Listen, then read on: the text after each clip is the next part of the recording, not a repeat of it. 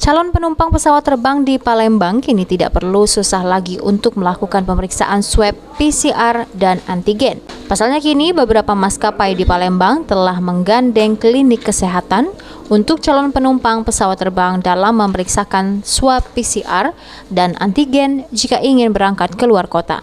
Prosesnya sendiri, para calon penumpang pesawat terbang yang telah membeli tiket langsung mendatangi klinik kesehatan yang telah bekerja sama dengan menunjukkan tiket pesawat terbang, lalu diperiksa dan menunggu hasilnya dalam 1 kali 24 jam.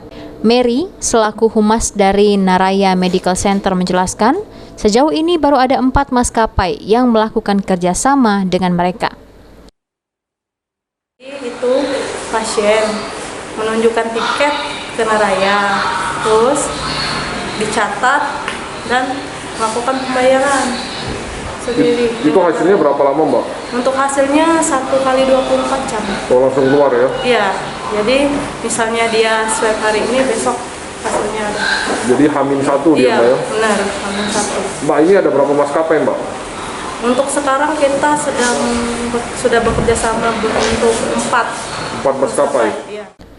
Harga untuk pemeriksaan calon penumpang pesawat terbang itu sendiri sebesar Rp475.000, di mana harga tersebut ialah yang paling murah dibandingkan dengan pemeriksaan secara mandiri di Palembang saat ini.